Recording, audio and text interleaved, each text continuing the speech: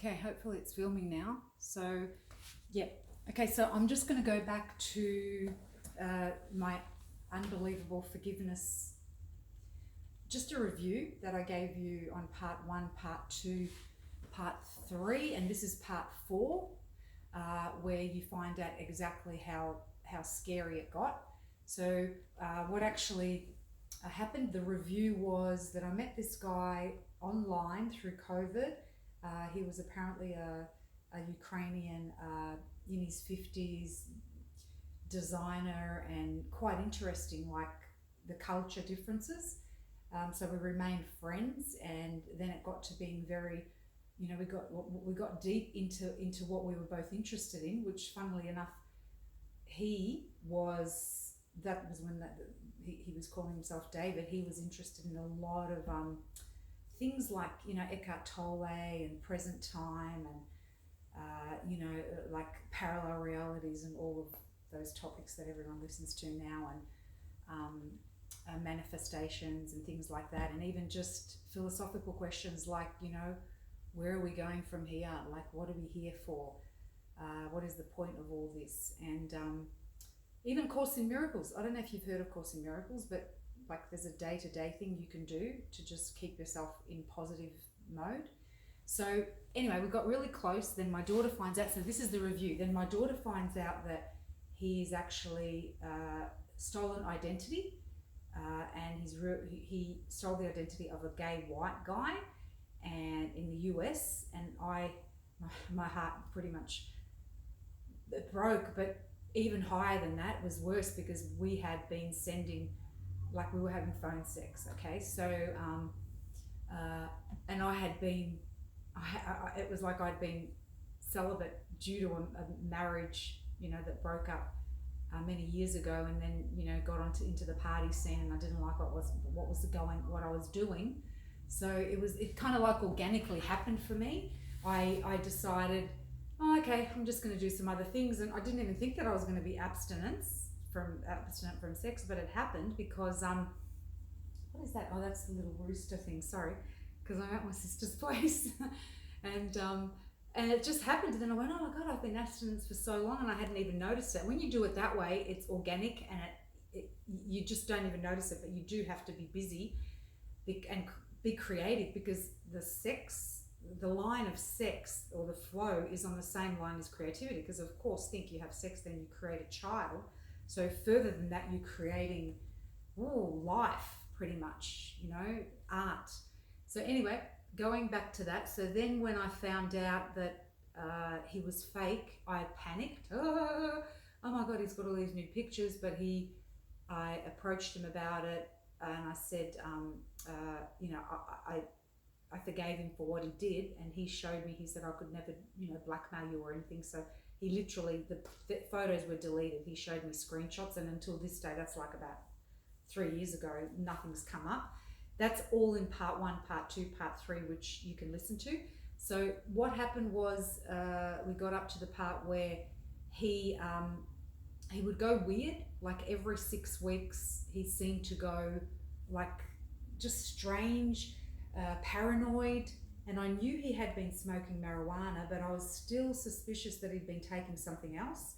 And when I say paranoid, I mean, here we are, this guy's in Africa and I'm here, and he would come up with something like, oh, who have you been sleeping around with, and these sort of things. And that's fair enough. He had a right to ask that, but it got really bad, because I wanted to know with him too, and I didn't know how to like monitor the relationship, because I thought he's there, and he's a young man, and we're only on the phone doing things. So I kind of like wanted to allow him to be free if he wanted, but he came from a very religious background, and he was just happy to wait to meet. So lucky we didn't meet.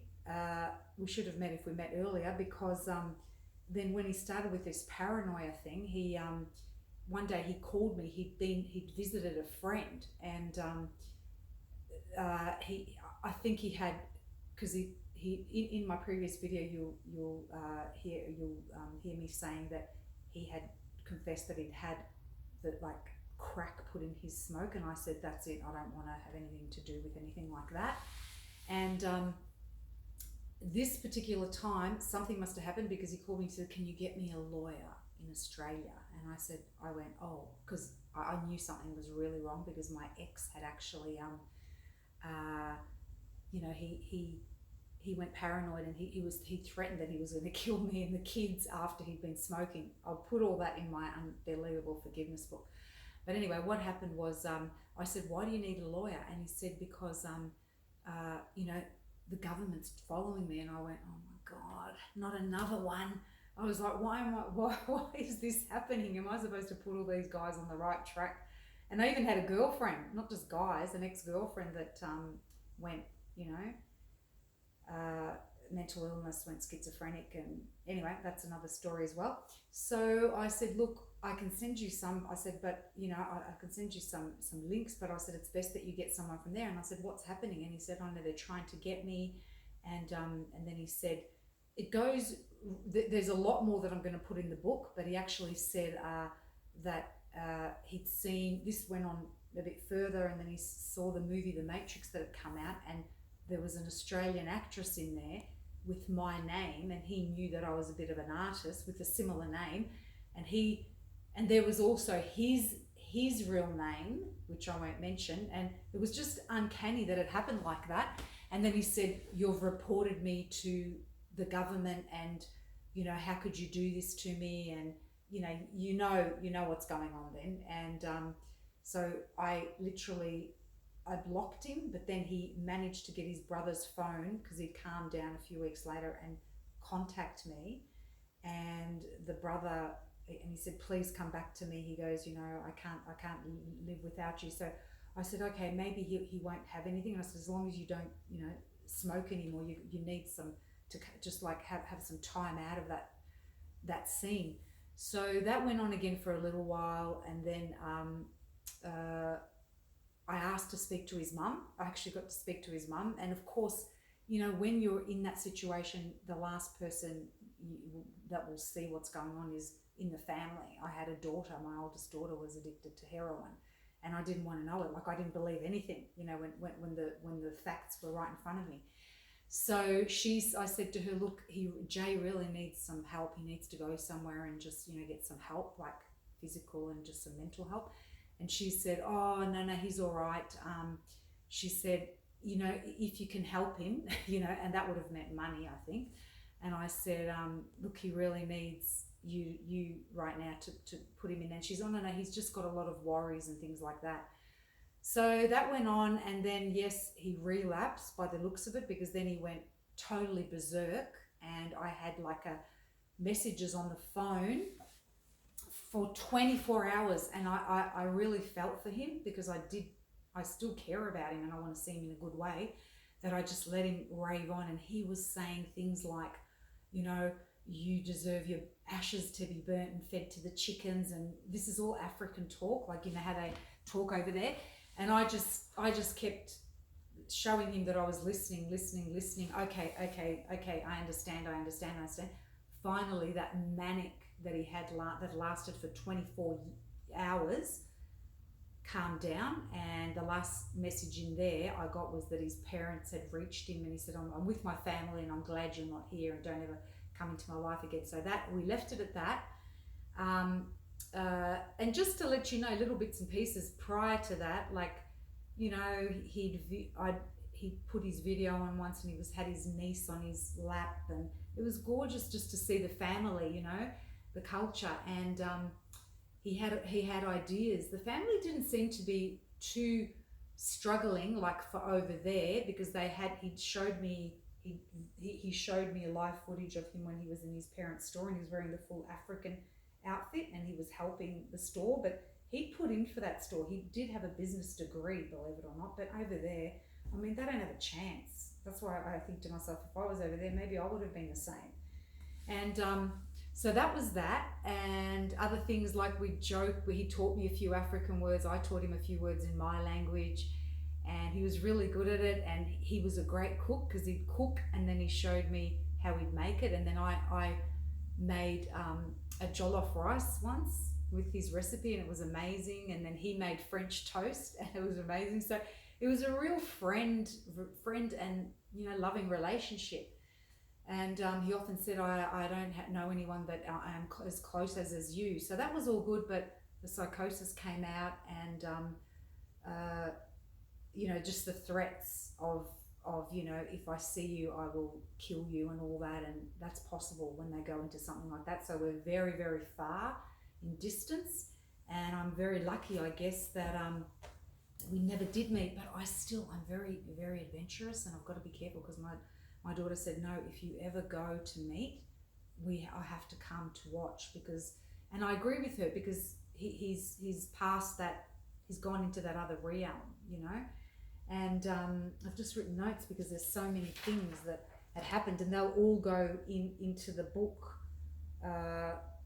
They will all go into that book, and things like, they're poisoning my water, and they're all clues. They all say things like that. My water's getting poisoned. I'm getting followed. He got that bad because he was really into like mystical things. So he practiced Kundalini, and that can be dangerous if you're taking marijuana to do something. Sorry, I'm not used to sitting down so long. Taking marijuana, it really can stuff you up. And he at one stage said, give my brother's body back to him, you've taken it, things like that. And your daughter's mixed in with my niece's body, and it's very, very, very sad and very scary, because you just want to unravel it and go, come back to the sanity that you had.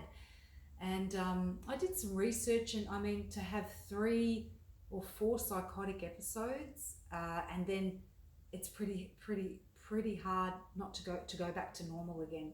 If anyone knows anything, let me know. But if like I messaged someone who had similar experiences, they said he's just going to keep having psychotic episodes if he keeps doing that, and then he's like, now he's like a dumbed down zombie. And I still monitor him by looking at his Instagram posts, and the things he's posting. I'm never going to reveal to you, he's got no followers and that, but it's still in that talk of the government and this and that, and they're after me, and why did you do this, and the killing, and it's like he's talking to me but he can't.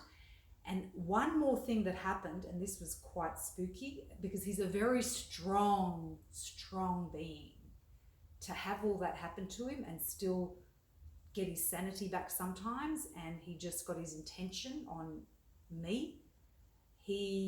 I got a call from a place, and I googled it. It was in Africa, and I googled it. It was in Gabon. Then I googled Gabon, and there's rehabs there. They have this thing they do to get people off drugs, but I never answered that phone call. And then I get a WhatsApp message from another phone number, and that was in Kenya. So I know it's all him, and he probably will call again, and I probably will talk to him, and I will let you know in the next episode of Unbelievable Forgiveness, because I have forgiven him. That's not a problem. The problem is, how can I get this person on the right path and living just like a good life? You know what I mean? That we all have, just a good life with family, and being able to work and earn your money, and we overlook that fact in the Western world. And and I would like to meet him, but I'm going to have to work out somehow, where I'm going to be. I don't know. Anyway, if anybody wants to comment on that, whether it's a bad idea or whatever, I'd love to hear. And the book has a lot more detail. It'll be very explicit because there's a lot of things that happened. But yeah, I wanted to do this for myself, because I'm learning from it, listening to myself, and I know it's going to go further. And the guy was slightly psychic. Those people are that are deep like that. I remember in the second year, so we've been with him since 2020, and now it's 2023. In the second year, he said to me, I was looking for a job and working from home, and he said, I just saw a vision of you working from home with 2 laptops. You're going to have 2 jobs. And I thought, what is he talking about? Within 2 weeks, I was working with 2 laptops at home. And he used to help people, like he'd get visions and tell them what to do and that, if they weren't feeling well or something was going wrong in their life. And then another vision he had. The vision was way before I knew him. He was in uni, and he said to a friend, I had a vision about myself, about his self, and he said, someone will be writing a book about me one day. Can you believe that? And here I am, 21 years, 1931, no.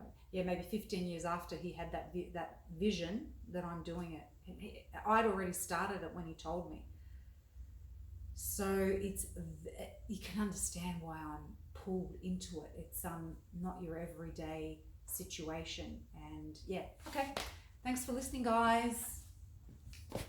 Oh, thank you.